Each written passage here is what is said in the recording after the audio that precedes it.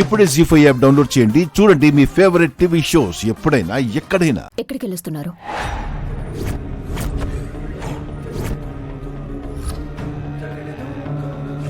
అత్తగారు నువ్వా నేనా మీరా? ఎక్కడికెళ్ళావు, ఎందుకెళ్ళావనే ప్రశ్నలు అడగాల్సింది నేను, నువ్వు కాదు.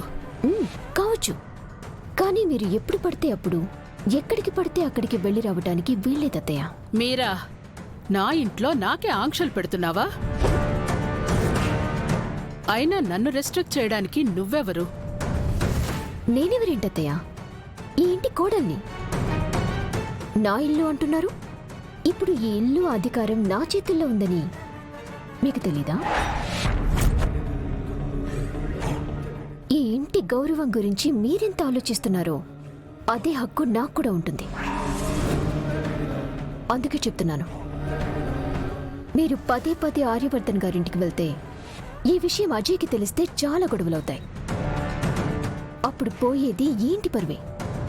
ఇంటి గౌరవం, పరువు పేరు చెప్పి నేను ఆర్య దగ్గరికి వెళ్లకుండా అడ్డుకోవాలని చూస్తున్నావా?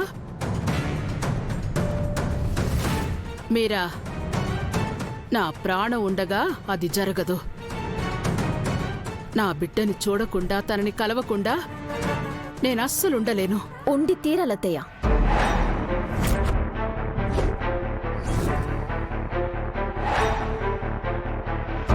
అజయ్ సంగతి మీకు పూర్తిగా తెలీదు.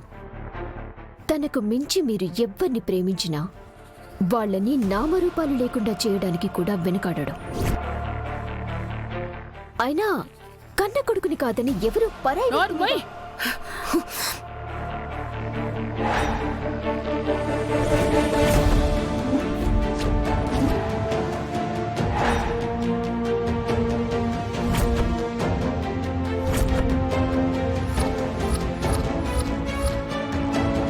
నేను మీరు తిడితే తిట్టించుకుని, కొడితే నోరు మూసుకొని పడి ఉండే కోడల్ని కాదత్తయ్య. ఇంకెప్పుడు నా మీద చేయతకండి.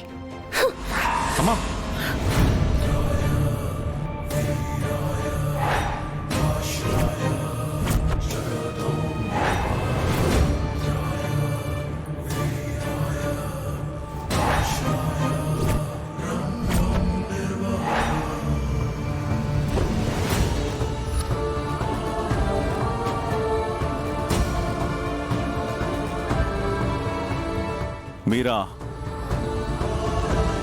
నువ్వు చేసిన పనికి నీ స్థానంలో వేరే ఎవరైనా ఉండుంటే మా అమ్మను అవమానించినందుకు తగిన బుద్ధి చెప్పేవాణ్ణి. తమ్ముడి భార్యవి కాబట్టి బతికిపోయావు. తనే నా మీద చేయి చేసుకో. Shut up.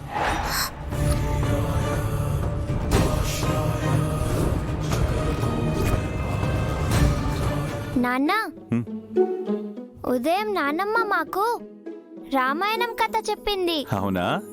ఏం చెప్పింది? శ్రీరాముడు వెరీ వెరీ గుడ్ బాయ్ అంట. వాళ్ళ అమ్మ నాన్న ఏం చెప్పినా బుద్ధిగా వింటాడంట.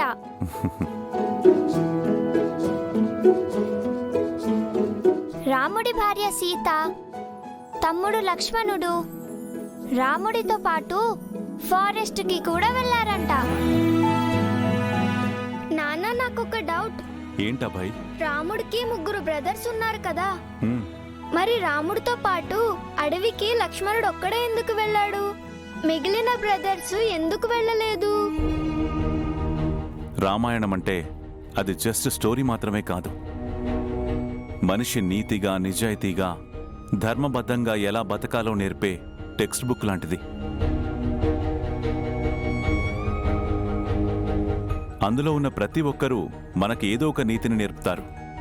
రాముణ్ణి తీసుకుంటే అమ్మా నాన్న మాట, గురువుల మాట ఎంత బుద్ధిగా వినాలి, అబద్ధాలు మోసాలు చేయకుండా నిజం మాత్రమే మాట్లాడుతూ నిజాయితీగా ఎలా ఉండాలి, ఫ్యామిలీ అంతటినీ ఐకమత్యంగా ఎలా ఉంచాలి, భార్యని పిల్లల్ని ఎలా ప్రేమించాలి, ఒక రాజుగా ప్రజల్ని రక్షించి ఎలా పాలించాలి అని బోలెడు విషయాలు తెలుసుకోవచ్చు.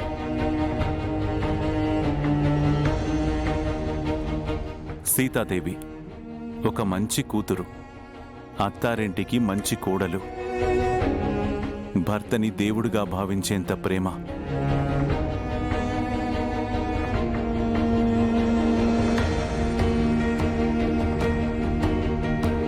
పిల్లల్ని అడవుల్లో కూడా కంటికి రెప్పలా రక్షించుకునేంత సహనం. ఒక అమ్మాయి ఎలా ఉండాలి అనడానికి మంచి ఉదాహరణ.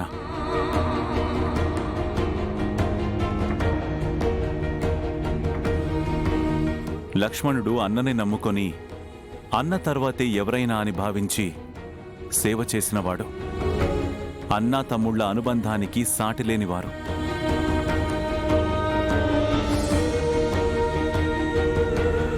అలాగే ఆంజనేయ స్వామి. రాముడు నమ్మిన బంటు. స్వామి భక్తి ఎలా ఉండాలి, తనని నమ్మిన వాళ్ల కోసం ఎంతటి సాహసమైనా ఎలా చెయ్యాలి, అనుకున్న లక్ష్యం నెరవేరే వరకు శ్రమ లేకుండా ఎలా పోరాడాలి, ఇలా బోలెడు నేర్చుకోవచ్చు.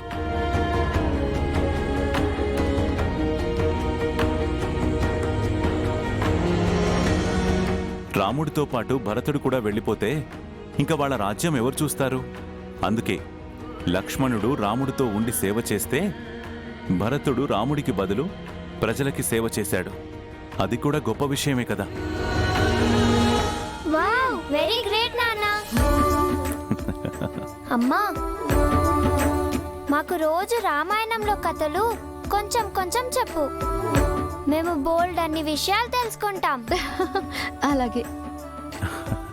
ఏంటో ఆర్య, ఉమ్మడి కుటుంబాల నుండి న్యూక్లియర్ ఫ్యామిలీస్ అయిపోయి పిల్లలకి ఇలాంటి మంచి విషయాలు చెప్పే పెద్దలే కరువైపోయారు. ఒకవేళ చెప్పేవాళ్ళున్నా ఇవన్నీ బోర్ అని ఫీల్ అయ్యేవాళ్ళున్నారు. అందుకే రాను రాను రిలేషన్స్కి వాల్యూ లేకుండా పోతుంది. ఇదివరకు ఏదైనా సమస్య వస్తే సర్దుకుపోయి కలిసిపోయేవాళ్ళు, కానీ ఇప్పుడు ఎవరికి వాళ్ళని విడిపోతున్నారు. బాధాకరం ఏంటంటే ఒక వస్తువును కొని అది రిపేర్ వస్తే బాగు చేసి వాడుకుంటున్న మనుషులు బంధాల మధ్య గొడవలు వస్తే మాత్రం బాగు చేసుకుందాం, ఎప్పట్లా ఉందామనే ఆలోచన ఎందుకు రాదు? ఒక వస్తువు పోతే ఇంకో వస్తువు కొనొచ్చు, కానీ బంధాలు దూరం అయితే తిరిగి సంపాదించుకోగలమా? చాలా కరెక్ట్గా చెప్పావు సండే. చెడిపోయిందని దేన్ని వదిలేయకూడదు, బాగు చేసుకోవాలి. చేస్తాను. సార్, మీరు దేని గురించి మాట్లాడుతున్నారు? ఏం లేదను,